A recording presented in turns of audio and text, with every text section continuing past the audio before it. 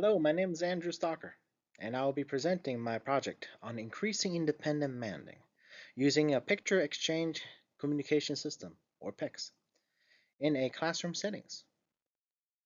The purpose of the study was to evaluate which PEX could increase the independent uh, functional communication for the school-age children named, example, Alex.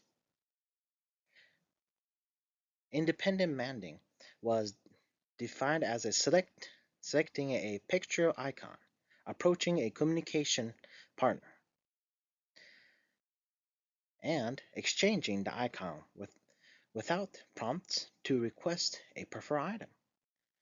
This skill is important because it allows learners to independently access the reinforcement and reduce the reliance on adults and prompting.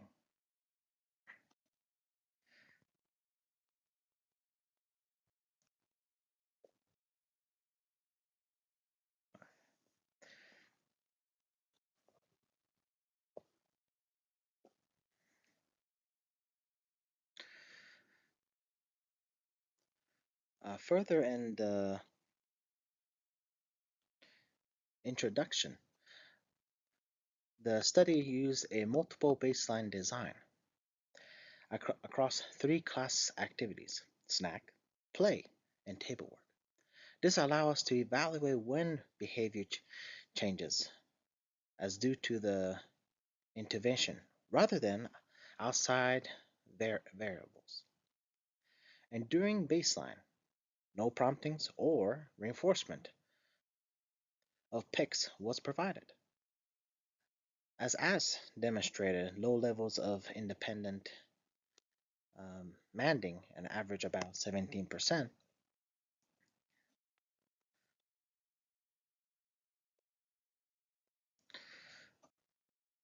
Once the PICs was introduced, was in use the most to least prompting. It was hierarchy starting with a immediate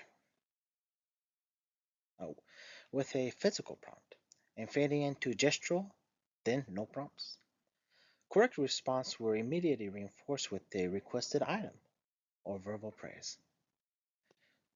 And further in the poster shows the results show clear increase in independent manding, allowing the introduction of the PICs. The performance increased from the 17% as a baseline to 30% and 50% early in the intervention. It eventually reached the 83% to 100 across the sessions. By end of the week, Alex was independently manding for very high levels. And this performance was maintained across the subsequent weeks across the different activities.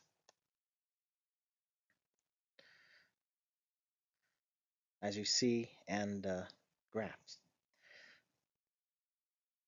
And further into our poster, overall findings suggest the PICS was effective in increasing the independent communications and reducing the prompt independence. On important implication is that structured promptings and reinforcement systems like PICS can quickly build the functional communication skills in classroom settings.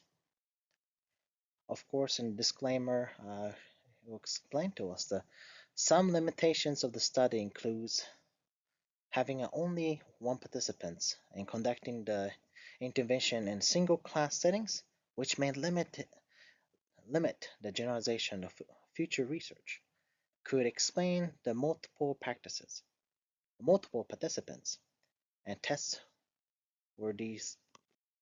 whether these skills maintain across different environments and communication patterns. And thank you for listening.